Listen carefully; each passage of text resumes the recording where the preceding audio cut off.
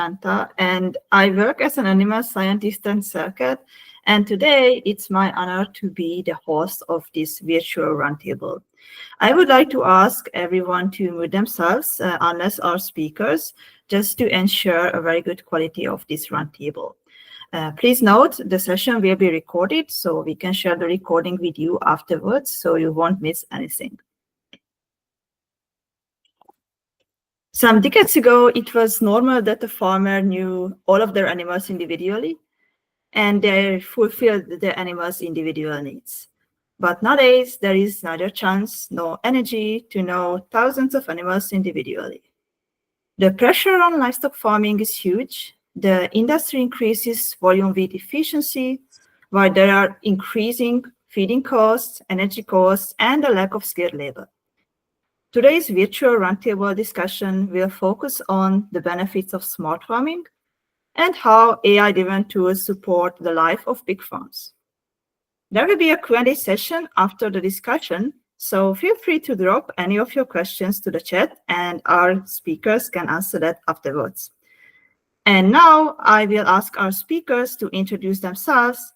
First of all, Robert Hoste, Senior Pig Production Economist from Wageningen Economic Research.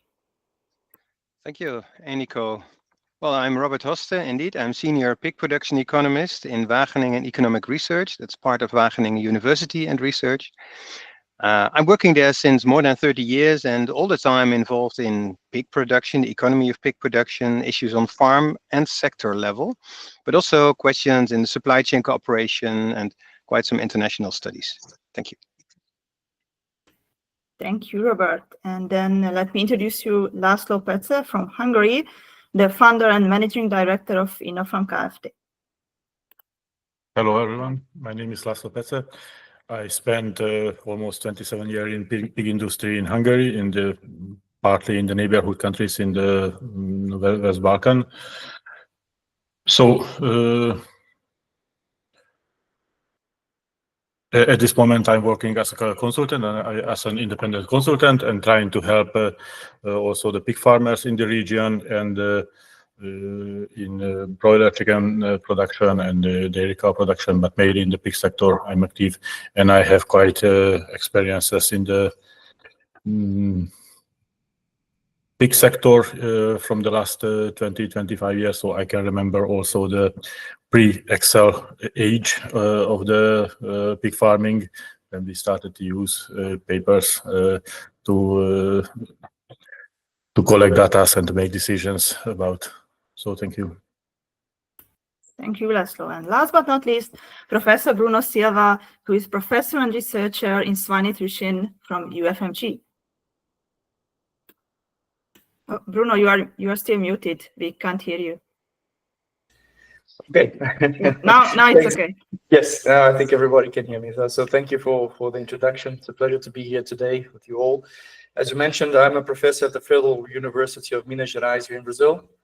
I'm head of our research facility, our research unit in swine production, mainly focusing on nutrition and environmental interaction between pigs and its environment. So adapting mainly to challenging environmental conditions. Been in the industry already for almost a bit more than 20 years. And here at the university so far, 13 years. And previous to that, working as a global nutritionist for one of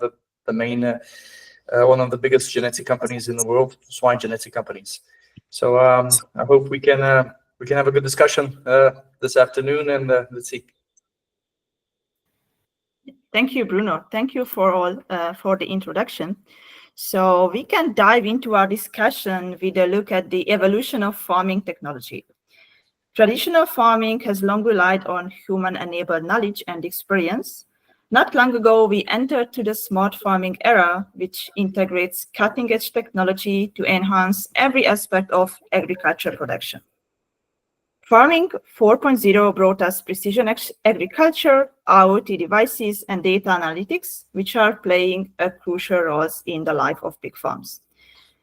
And now we are at the brink of farming 5.0, when this next phase emphasizes the use of artificial intelligence, machine learning, blockchain technology to create even a smarter and more autonomous systems in the livestock industry.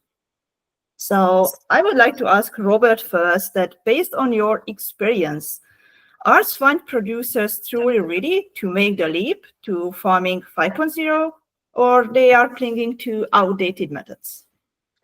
Thank you, Enikő. Well, generally spoken, there are three main reasons for application of smart technology on the farms. That is, first, labor saving. Second is livestock precision farming. And the third is supply chain guarantees. Now, compared to, for example, dairy cows, I think pig farming is lagging behind.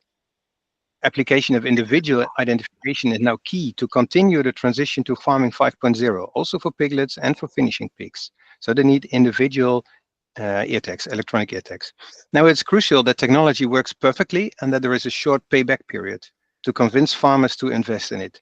Pioneers, they should be supported both financially and mentally. Labor availability for farming activities is limited, and that's the case worldwide. Automation opportunities are very welcomed, such as automatic cleaning, weighing, feeding, but now it's time to pick also the higher hanging fruit.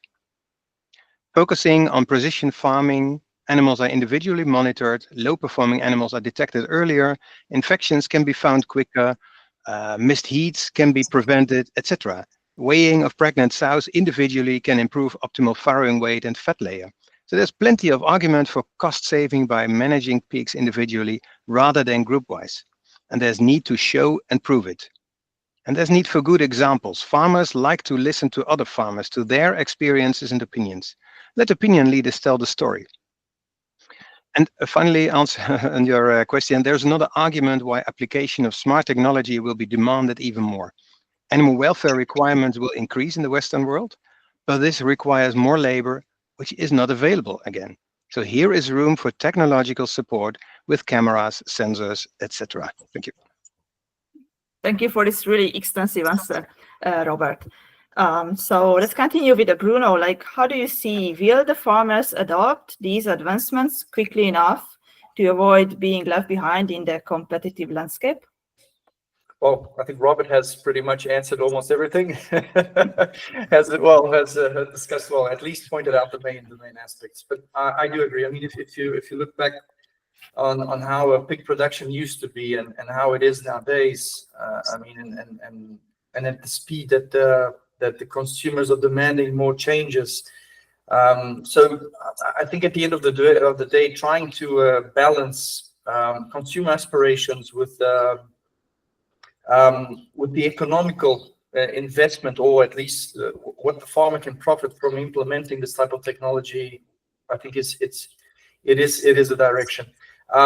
For sure. I mean, if we look at all the changes that are being imposed by the market, I mean, by welfare committees, you really see this going through in Europe. You really see this going through in North America. Well, in Latin countries, we're still struggling a bit to get the implementation of these concepts. But at the end of the day, I think it all depends on what the farmer is capable of getting back from this investment. Of course, animal welfare is important. It has to be respected. We have to know, of course, on how to lead with these animals, on how to get the best out of these animals, respecting their needs. But at the end of the day, it has to pay. So I do see that there's a good potentiality for implementing technology on a day-to-day basis, but we still have to convince the farmers, and this has, at the end of the day, this has to pay. It has to pay off. Yeah, that's correct. So return on investment is always like a crucial question from the producer side. And László, what we can expect in Central Europe? Thanks. From my side, I think the Middle European pig farmers are familiar with the farming 4.0, but they are preparing for 5.0, but they are just at the doorstep. So thanks for the developments in the past 10, 15 years, the farms can be prepared for that kind of solutions. And as other two colleagues were speaking about, we have to be prepared for the next steps. But at this moment, I think it would be a quite big step in the very close future. Beside it, I will primarily highlight the necessity of the data-driven decisions.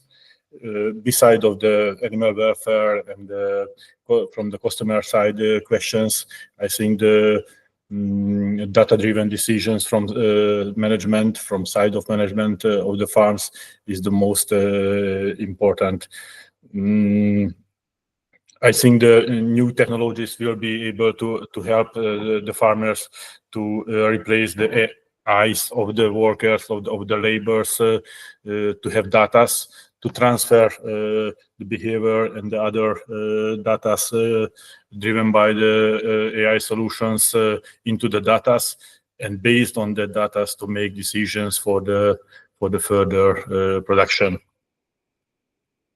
I think shortly that was my answer. Thank you. Thank you. Building on this technological evolution, let's discuss some specific applications on farms. As we know, artificial intelligence and augmented reality are revolutionizing livestock management. Let's share some practical on-farm use with our audience. Bruno, what is your opinion?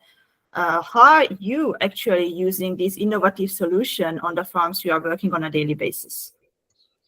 And I think that we still have a lot of convincing to do with farmers. I mean, to convince them on the benefits of using this type of technology.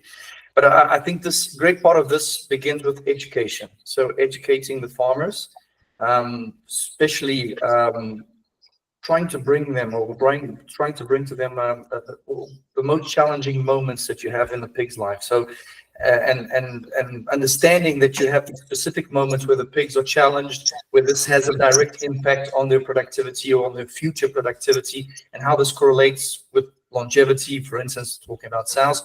I think that this is one of the main paths that we should probably link to. I mean, trying to educate the farmers in terms of understanding where are the challenges and how we can implement this technology. I'll give you an example.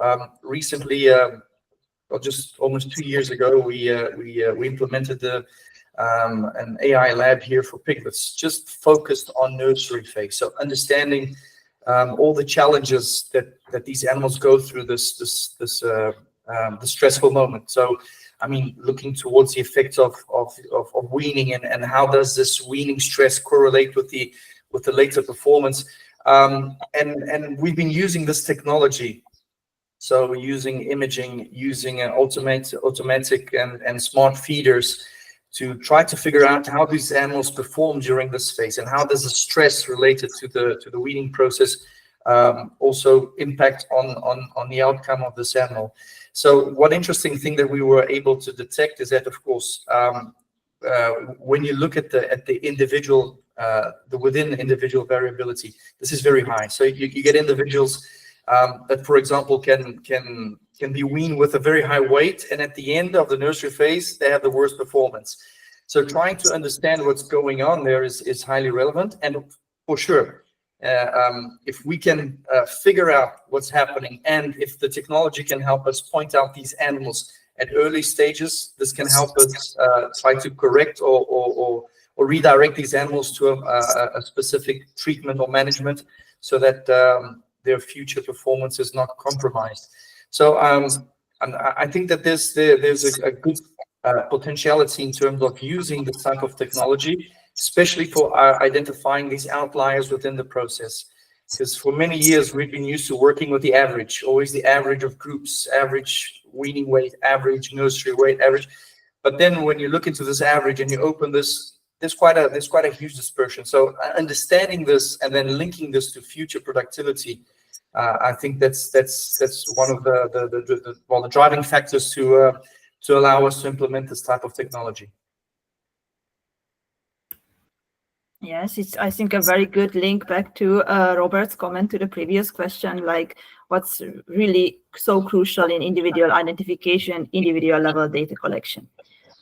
So let's hear, László, how do you see how the pig farmers can increase their productivity and their farm management with these innovative solutions, and either AI, AR, or something else, anything else, more solutions? I completely agree with Bruno. Beside of it, I will number some data in which kind of data can be helpful the AI solutions, because until now and in the present we have many data, mainly driven by the labor or by sensors or that kind of things, but from now or with the help of AI, we can get behavior data from behavior, and it can be very, very useful. Not only in the individual things, but also to detect abnormal behavior in the groups. I think the aggressivity, or during the very hot summers, or the behavior of the animals in the group, water usage, feed intake, reaction of the microclimate conditions, but also it can be other solution to follow the even the color or the consistency of the manure, to make early decision about the possible problems in the groups. I bring an example that, for example, the continuous camera-based weight measurement. I have experience with it. It can be very useful because we have the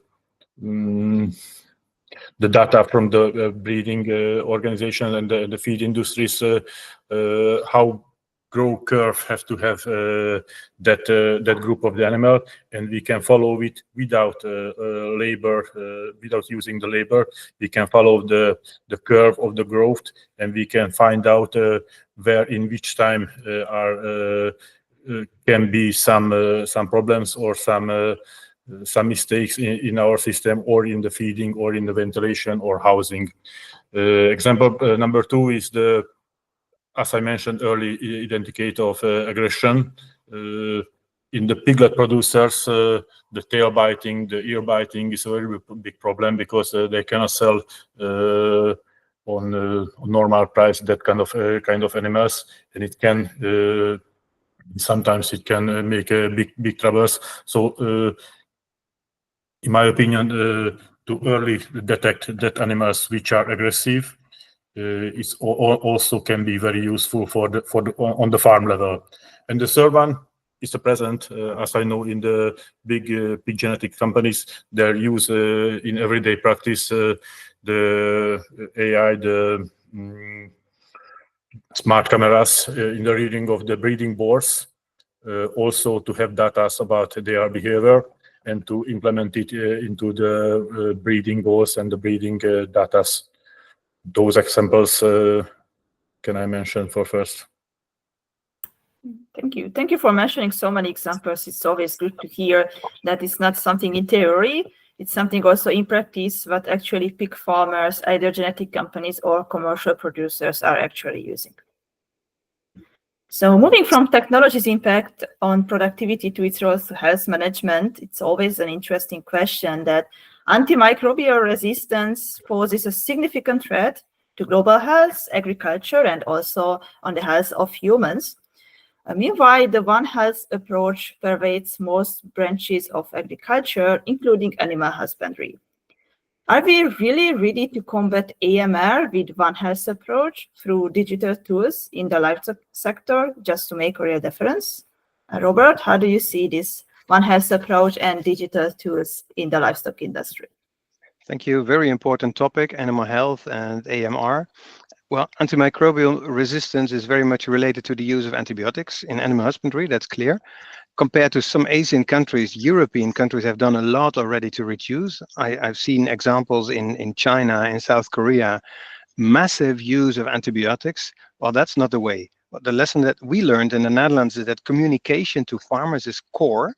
By quantifying antibiotics use and benchmarking, farmers know their position. They start thinking how they can reduce antibiotics. And in the end, it was proven that the reduction was possible at zero cost. But the farm management must be good. And to make that possible, you need to have a good management on the farm. Abundant antibiotic application is often used as a mask for bad management. And then we should start there.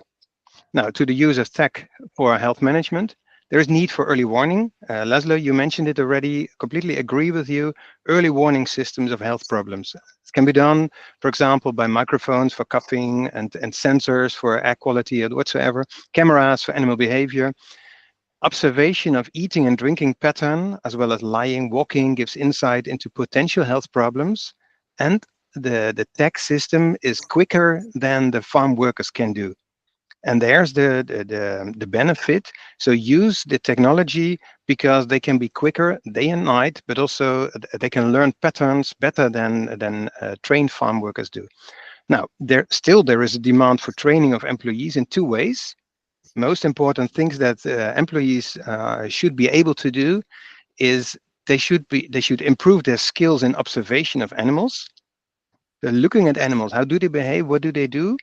And that can be supported by technology. And the other is that they should be trained in using the technology and analyzing data and acting accordingly. So the two goals in training of employees are important. Observation of animals and being able to analyze data and acting accordingly. Thank you. Thank you, Robert. And you mentioned a really important point that the situation and regulations in the European Union, which are quite strict, if we compare it to the other countries or other regions of the world. So what about South America, Bruno? Like, how are the regulations and combating AMR is going there? Yeah, it is a big challenge. I mean, to discuss the withdrawal of antibiotics, for sure, I agree with Robert. Europe has a very successful case in terms of approaching this this implementation. So, and they've been doing that already for the past 20 years. More recently, now they're going towards the withdrawal of zinc oxide, which now generated another challenge for the pig market. But at the end of the day, withdrawing antibiotics, withdrawing zinc oxide, and searching for a silver bullet. I mean, there is no silver bullet in terms of fixing the problems due to the withdrawal of these two components, which are really, really important and have helped the whole industry in the past years. I think at the end of the day, it has to be a holistic approach. I mean, it's multifactorial. You have to look at. Robert said that. I mean, you have to look at from a nutritional point of view. You have to look at from a management point of view, a sanitary point of view, a genetic perspective. Also, if we can select more robust animals, I mean, it is a multifactorial interaction to actually be able to replace antibiotics, and now zinc oxide with efficiency and still keep up with the performance. I mean, I don't think that farmers are capable of maintaining the same performance rates, the same performance levels as if in a situation with antibiotics and zinc oxide. But we know it's a reality. We have to withdraw it. I mean, there is a strong society demand and a consumer concern regarding this. So we have to search for strategies. So at the end of the day, the use of technology it has an important role in this, as Robert mentioned. If we can detect the problems earlier, this can help us treat these animals or implement solutions towards trying to correct the problems at earlier stages. That's what I mentioned earlier. When we look at values, when we look at performance traits, everything is based on average values. So the thing is, if we take decisions based on average values, you cannot expect to have nothing different from that. So at the end of the day, I think the technology will allow us to understand a bit more what's happening, especially within these scenarios where we have to withdraw the use of antibiotics and zinc oxide. Currently, in the Latin American market, there is a demand mainly driven by exports. So the countries that are importing meat from from this region, they are demanding a withdrawal of antibiotics. So now we have to learn how to work without antibiotics. So there is a pressure in this sense. Still, we are allowed to use zinc oxide, so it is not an issue for us. But at the end of the day, I think on a medium term, we probably will have to withdraw zinc oxide too. So we'll have to learn. And the thing is, we have very good examples. So the good thing that we can learn a bit from what happened in Europe, and also implement this in our system. Yeah, László, please go ahead if you have anything to add. Yes, thank you. I have quite fresh experiences in the reducing the antimicrobials from the last 4 or 5 years, and I strongly believe, and I agree with Robert, that just after we started to decrease the usage of zinc oxide and antibiotics, for example, in the post-weaning period or in fattenings, we recognized that the antibiotics was the cheapest management. So on the farms where we have good management or good labor, it was easier to do it without zinc oxide and antimicrobials, and it wasn't depend of the environment of the farm, of how the ventilation, how is the health status. Those are important too, but on the first place it was the labor and the management.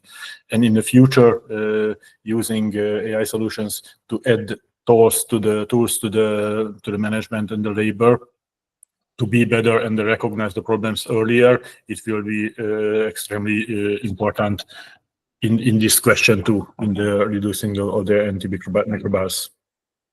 Thanks. I think we cannot mention it enough that there is no silver bullet, as Bruno mentioned. So if the EU or something is banned, like zinc oxide or antibiotic reduction or something is a hot topic, then pig farmers needs to be creative to solve the challenges and just not to hide as they did in the past years. So we have heard convincing remarks about pig farmers using computer visions, smart sensors to improve their KPIs or to combat AMR. But what's the next revolution? Should we prepare for a hands-free farm, similarly to the hands-free hectare concept in crop production? Then László, please go ahead. How do you see these totally automatic systems in the livestock industry, especially in pigs? I believe that in the future, to make a physical job on the farms, I think the newest farm reached that level. That from here the steps will be much slower. I will strongly believe that in the future the biggest help can be the collection of the data and the handling of the data, and as I told, to make database decisions, because we have a lot of data and we had it in the past, but we have more and more. And using the newest solution, the newest technologies, we can have much more data. And first to collect the data, and after to find the collection between 2 data or 3 data on 100 data. It's quite hard now, but I think in the very close future, AI can help us to make the good preparing of the decisions and find out the connection between the data. For example, climate data, genetic data, feeding data, behavior data. At this moment, it sounds very hard, but I believe and I hope that in very, very close future, we will get help from AI side to find that kind of connection between the many data. So I don't believe that it will be from that side mainly to help physically, because we have washing robots and feeding precision feeding systems and ventilation. So the main things are done. I think the precision things will follow in the next few years. It's my opinion. Main things are done. It's always good to hear something like that when someone says in the livestock industry it's done. Yeah, there is always a way to improve. So we can see what is coming in the next years. And Wageningen Economic Research is always analyzing this topic. So, Robert, what are the latest trends regarding this? What you can see from the researches? Yeah, maybe not a technological one, but I think from the training side, it is very important. Training of farm workers to use the technology appropriately is key. It should not be a black box. There's a challenge. Only smart farmers, that's what I used to say, only smart farmers can use smart technology meaningfully. And that means that there will be a distinction among farmers, those that follow the newest technology, and they will be able to make use of it, and they will have the benefits of it. And the others that lag behind, they are not willing or able to use this technology, and they will have a lower performance level, etc. So there will be a more clear distinction among farmers. That's one. And the others, when it comes to farm work, I think farm workers will be indispensable, at least for this moment. Animal husbandry systems are quite complex, especially handling the animals is a tailor-made activity. It will take time before it is replaced by a pig bot. Or think of checking a potential udder infection, the MMA. A vet told me, a vet from the US told me last week, I want to touch and feel the udder to be able to judge. Well, how to replace the head by technology, that's quite a challenge. I don't say it's not possible, but for now, that is quite a challenge. So at this moment, in my opinion, it's better to challenge employees to try to beat the system. They should be better. So then you train the workers and also you train the system. The farm workers should also grow into further system opportunities. Now, the potential of technology is that big that I do believe that a time will come where technology takes over practically all manual activities. That might be farming 10.0, but the time will come. Then maybe not in my time, I will be retired by then, we will see. But this also will require installing high-speed Wi-Fi in the barns, as well as reconsidering pathways for the robots. Pen doors, for example, should be opened by the bots without pigs leaving the pens, etc. So there's not only a way to go for the high-tech development, but also for the accompanying low-tech equipment. Thank you. Thank you, Robert. As chatbots are the very smart gadgets in today's age, maybe some years later, pigbots will be like the newest invention. Yeah. Yes, it's a really interesting and hot topic. Also, how it's connected to animal welfare and how the animal welfare questions are handled around the globe.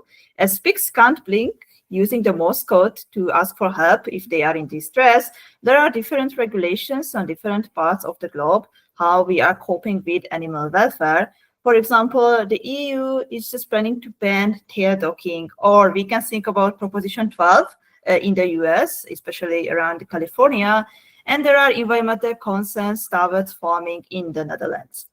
Usually there is a significant debate around these practices, and many times technological responses are also forthcoming to solve them. Do we have any experience coping with these challenges by smart solutions? How easy is it to prove ROI in this situation? And Robert, you can go ahead with this ROI question. I feel it's really into your research topic. Thank you. Well, technology can solve tangible challenges such as manual labor. And as I stated before, the demand for labor will increase under specific welfare circumstances such as long tails. So more demand for labor and less availability. But there's more to solve, such as climate, feed quality, living space, playing material, etc. And the farmer here is indispensable for these elements for now. Further, technology cannot solve challenges such as price fluctuations or animal disease pressure. There will always be risk and unforeseen challenges to the farming. And maybe that's good. Otherwise, it wouldn't be so nice anymore to be a farmer, right? Now, we did some assessment of the economic effect of application of smart technology. Just as an example, we see the benefits due to less mortality, less morbidity, feed saving, and quantification depends on many, many factors. But as one example, we found a cost reduction in the Netherlands in pig production of over €1 per piglet and about €5 in the growing finishing phase. Well, that's worth investing. Thank you. Thank you, Robert. Bruno, you also mentioned ROI in one of your previous comments. Yeah, definitely. I mean, it costs money to improve welfare on farm animals. because at the end of the day, you have to invest in reconfiguration of pens, adapting management, training stock people. So if we want to discuss welfare, we want to implement welfare, it's not cheap. And at the end of the day, somebody has to pay for that. And the thing is that paying for welfare depends a lot on how evolved is a society, in my opinion. I mean, it's very easy to discuss welfare in a European society, which is much more developed in terms, especially in terms of social equality. If we extrapolate to regions such as LATAM regions or Asian regions and African regions, where you have a much higher social inequality, it's hard to convince consumers that you have to pay 2 to 3 or 4 extra euros or dollars per kilo because these animals were raised under welfare conditions. So I mean, we have to try to work the balance between the economical investment in terms of welfare, but on the other side, we have to also work the conditions that at the end the consumer won't be the ones who are going to pay for this bill. I mean, because well, at the end of the day, they have to pay. Somebody has to pay for this. The consumers, they do pay part of this, but still, we have societies that are capable of absorbing this high investment. So it's not an easy challenge. I mean, to discuss animal welfare, implementing animal welfare, we have to consider several aspects. So from a society point of view and towards also what are the farmers willing to invest, and also what are the perceptions of the farmer also when we discuss animal welfare. So at the end of the day, implementing technologies, implementing management factors related to welfare, it is all economical. I mean, it is all economical. Somebody has to pay for this at the end of the day. At least that's my perception. Yeah, I think it's a totally correct approach that somebody will have to pay. If it's not the pig producer, then it must be the end consumer. And it's not easy to make investments in regions which are not so highly financially in a good position. So László, how do you see the situation of the farms around Central Europe or in the region where you usually operate? I think if the pigs feels well, so there is welfare. If they are healthy and they get proper feed and environment, they will reach the performance which is based on genetics potential. So I see the smart solution and the AI as an opportunity to get data that the performance, if the performance are good, or the technical data are good, and there are environmental data, environmental conditions are also good. We have data on it, so we can set the welfare as database welfare, because until now we have data only from the literature, how many square meter per pig, air conditions, air quality, that kind of things. But in the older times, the farmers and the good labor, when enter into the barn, they can see that is there welfare or not, and if there were something problem, they saw it. So again, I think that the smart solution can replace the AI and the air of the workers, or the employers, or the management,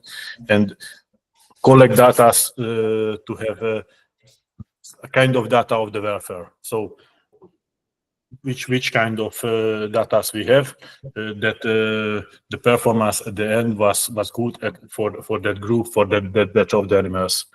So I think I see it like an opportunity to help to the farmers, to help to us to have better results, to improve the welfare, because welfare is equivalent with the good performance, but not in the extreme or not so technical ideas of the welfare.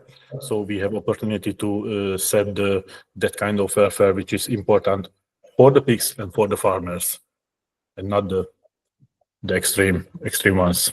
Thanks. And Enikő, if you allow me, just to complement this discussion. Yeah, sure. Yeah, well, I constantly visit pig production systems worldwide. I have quite a lot of interaction with pig producers in Spain, Portugal, and even in the Netherlands. And recently, I had this interesting experience with a Dutch farmer that he has these free open farrowing pens. At least these ones that are flexible, they can open and they can close.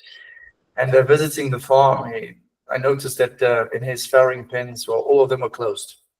Already animals at the later lactation stage. And discussing with him and asking, understanding a bit the system, I asked him, why are you using the cages closed if this allows you to open and give you a better welfare? Well, he said to me, well, the market nowadays is not paying for welfare, so I'm going to keep it closed. The day that the market starts paying for welfare, I'll open it because my losses are higher due to crushing. So I think this resumes the whole story. And this is happening in the Netherlands, where you have strong discussions with animal welfare, with regulations. I've seen other situations in Spain and Portugal that, well, when you get the animal welfare committees going in, everything's working perfectly towards welfare. When the committee is out, they just shut down everything and go back to a normal system, because it simply doesn't pay. I mean, the losses that they have, it doesn't pay. So it's not an easy discussion. And I think that implementing technology is part of this discussion. So I just wanted to share with this experience, which I think it links towards what it links with what we've been discussing so far. Yeah, definitely. And there is this saying that the farmer's eye makes the animal fat, which I think really describes the situation. But László shared this story about that, like some decades ago or some years ago, the farmer just entered to the barn, just look at the animals, and had all the vital information about the herd. They had no cameras, no sensors, no AI. They just used their eyes and just walking around. So they knew everything. And now, as we are towards a generational shift in many pig farms, especially in family-owned farms, there might be also a change in that, change in human element in this technological transition. Because the transition from one generation to the next in pig farming might bring some significant changes if it's done well. And impacting these management practices and the technological adoption, and I'm not only talking about AI, AR, and farming 5.0, but also some other management adoptions which are not correlated to AI significantly. But what if a farm invests in the latest technologies, smart sensors, cameras, different digital apps, solutions, but they have older farm workers from an older generations who are not really open for using such a technology? So basically they are quite resistant using a mobile application every day just to administer even like mortality. And I'm just now mentioning a very basic things. So what can farm management do to bridge this gap? Bruno? I'll give you an example. Again, it comes towards the age factor, so the human factor. I'll give you an example. This happened probably 4 months ago. I was visiting one of the most modern farms in Argentina, and they have smart feeders all over the place, feeding sows, working technology all over. And then when I started looking at the results, the performance rates, what was happening, several issues, several problems, and it just wasn't fitting. Well, assuming that this is a farm that has all that technology, it wasn't supposed to, well, they weren't supposed to have those results. And then when I digged a bit more into looking at the feeding stations, looking at the smart stations, programming curves, because we work with this at our university here, we work everything based on precision feeding also. They simply weren't using it. I mean, they installed everything, all the technology on board, but they simply weren't using it. They were using standard strategies for everybody, for all the animals, and this allows you to work multifactorial strategies, strategies that consider all types of interactions. And the interesting thing is that basically 90%, I would say 90 to 95% of the farmers, or of the workers on the farm, they were below 25 in terms of age. They were between 18 and 25 years old, so young generation. And to my surprise, none of them were interested in learning how to use the technology. We're interested in on how to work with that technology. So it doesn't mean that if I transfer the farm from an old generation to a young generation, it doesn't mean that it will be much easier the transition in terms of technology. It all depends on the human factor. I mean, I have good experiences with farms in Canada that they have the situation. So the young generation taking over from the older generation, and they implemented the technology. They're really looking into it and bringing and extracting the best out of it. So you do have these situations. But at the end of the day, yeah, I mean, if the workers are not properly educated, well, if the farmer is not properly educated, and if you don't show them what are the benefits of using this type of technology, they just won't use it. And if they use it because they're forced to use it, I think the results will still be bad. I mean, I don't see in terms of any type of improvement. So again, at the end of the day, we are dependent on human factor. So educating the people is a big challenge. Yeah, thank you. Yes, education was mentioned many times by Robert today. So I'm interested, like how you can see, Robert, this human element, like the older generation or a younger generation, as Bruno shared this anecdote, which is pretty interesting, that we might think that, oh, like the 20 years old coming to the farm, it's a good thing that they're coming there for work, but we are thinking that, oh, they will be like hanging on their phone all that times. Maybe they are hanging on their phone, just not doing the administration work for the farm. Mm. Well, it's likely that not all employees are willing to work in a high-tech system, but I think a lot can be done to make it more acceptable for them. Technology, for sure, must be user-friendly and foolproof, but without, and that's important, without taking out the responsibility of the farm workers. Good workers are part of the capital of the farm, and a farmer should cherish his workers, his or her workers. Don't let them just follow protocols without responsibility. Show them the advantages for labor convenience, for improving zootechnical performance. Give them responsibility. I think this is key. So offer training for practical implementation of high-tech stuff, and finally, give them some transition time to get used to it. That's what farmers can do. Now, I also saw in the chat the question, how can you train farm workers, especially with cultural and language barriers? If you allow me, Enikő, to answer this also. Yeah, please go ahead. It's related to the topic, so yeah, feel free. It starts with the awareness of the importance of the farm workers. If farmers or managers are just seeing their farm workers as protocol followers, allow me this term, protocol followers, just hands without heads, that doesn't work. Well, that's the case, for example, in China. Many farm workers do leave within 1 or 2 years, or even within half a year. I spoke last week to some a medium-sized farm in China. I was there last week, and they are doing well. Only 30% of their farm workers is leaving per year, 30% per year, and they are doing good. Typically, farm workers are uneducated. They are not really willing to work on the farm, and they will leave when they find a better paid job. Now, there in China, we suggested a train-the-trainer approach. That means that we have a kind of ambassadors in the farm, experienced farm workers, and they guide their younger colleagues or their older colleagues or whatsoever, but they are examples. Well, that might help. And finally, just a small remark, there is a role for the government also to support the correct education. That's it. Thank you. I think supporting correct education is true not only for pig farming, but in a whole for other aspects of life or other industries. Exactly. Yeah. Thank you, Robert, and thank you for answering these questions. And ahead, then László, how do you see technological management if we compare it with generational shifts? Yes, I would divide the question onto from side of management and of the labor. I believe that the key point is the motivation. So if we can reach the motivation of the labor of the management, it's much easier to educate them, to teach them, to not push them to use the right tools to get better results. So to reach the motivation, I think is the number one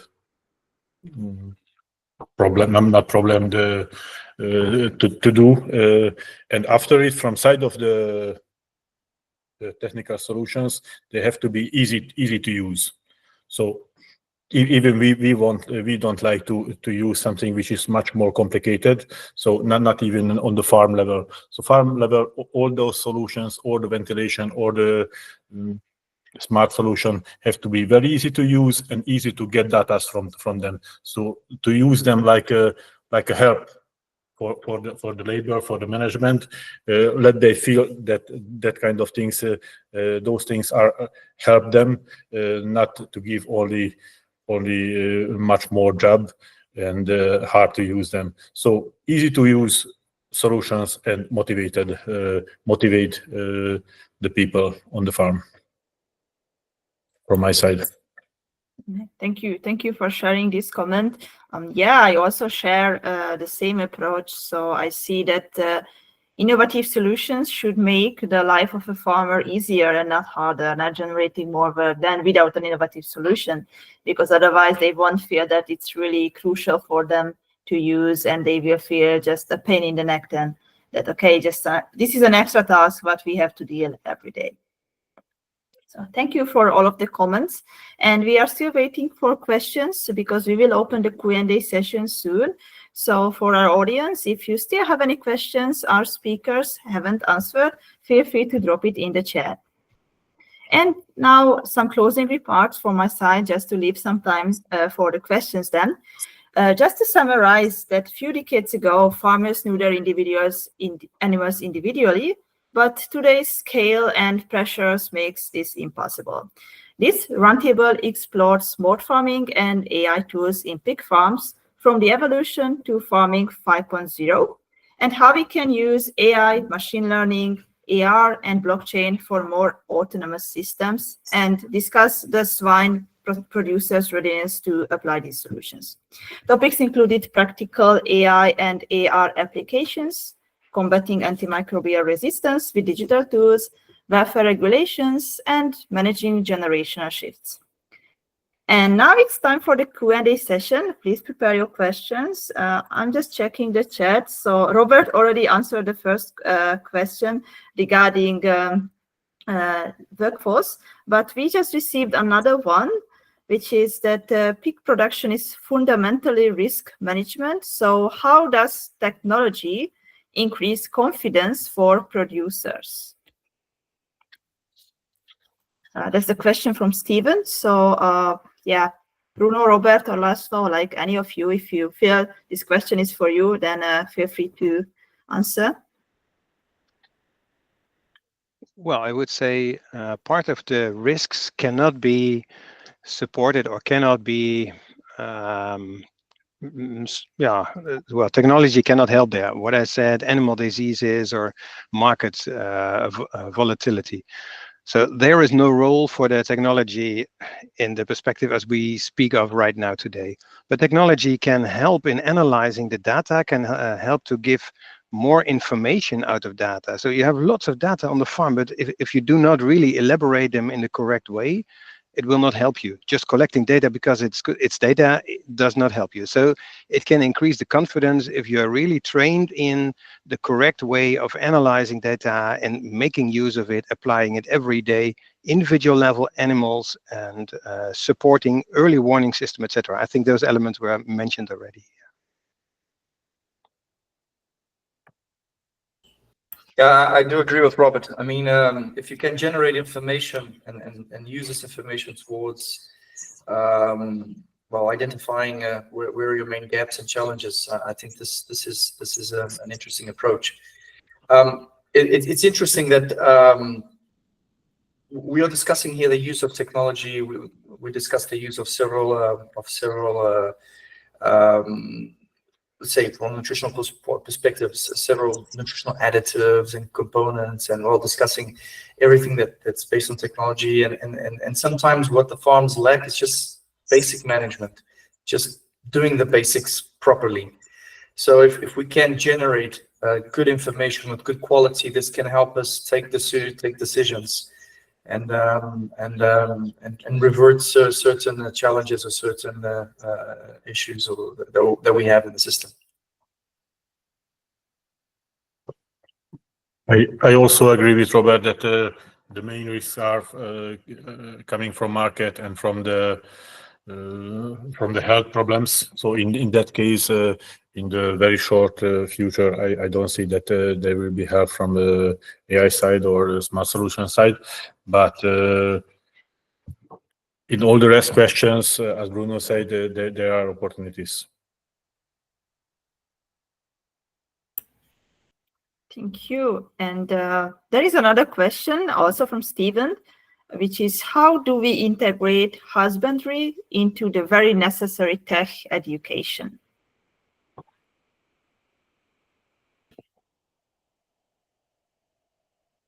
Yeah, László, please go ahead. If you're unmuted, so it's your turn. So the question is, how do we integrate husbandry into the very necessary tech education? Integration. I really don't.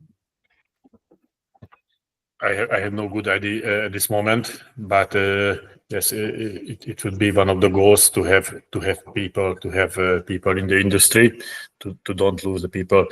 I can see that in West Europe there is a bit better situation because they are young people. We can see on the exhibitions on the Eurotier and the SPAS, young people, young motivated people who would like to work in the agriculture, in the farming. Middle Europe has bigger problems, I think, because the number of the young people who are interested is much less. If I understood well the question, but I'm not sure. Well, if you allow me, Enikő, I think if we integrating both components, if the integration of both components can yield a better profit, I think that's the way to go. At the end of the day, if we can show to people that investing in animal welfare, so in husbandry, and at the same time we can use technology to improve this husbandry, to identify the issues, to identify the challenges, and therefore correct these issues, correct the problems, and then at the end of the day this brings a higher profit, I think that will be the driving factor. At the end of the day, if it's feasible or not from a profitable point of view, at least that's my opinion. Thank you. Well, if I understand well, I think there's a role for the government for vocational training, but I would assume that is everywhere in every country, but maybe I'm wrong. But there's also a role for the farmers themselves. We have a couple of farmers from companies in the Netherlands who have set up their own training program, not only for their own farm workers, but also for other farm workers. So they are a kind of a school just to train how to produce pigs. How do you do that? How do you do artificial insemination? How do you check the ventilation, etc.? There's also a role for the industry, especially pharmacy or veterinarians. They have a specific role of a third party mirroring the farmer, let's say, the everyday work of the farmer. So they can also, from a different point of view, train farm workers and show them opportunities and gaps. And I would like to add one other thing, and that is applied research. We had it in the Netherlands and we got rid of it because the government had no money anymore. But applied research in terms of just showing technology of the farms, showing opportunities, pitfalls, and this helped industry to further develop technology. So I think it is, we had the golden triangle in the Netherlands, and we do have it. That's the government, that's the industry, and that is the research, and they're working together to make the innovation. So there's a role for the government that is, they should have a role in supporting and in setting the standards, let's say. But then the research can support in practical implementation. They can set up trainings, and the farmers and the industry, well, they know they have their own experiences, and it's a good triangle. It's a good cooperation model then. Yeah, thank you. As I see, there are no more other questions left. So I would like to thank our guests and our audience for joining us today. It was a really interesting conversation. Also, thank you for these interesting questions as well. And if you have any further questions or need assistance, please don't hesitate to reach out. Follow us on LinkedIn and don't miss Serket's next events. And let's continue to push the boundaries of what's possible in pig farming together. Thank you for your attention.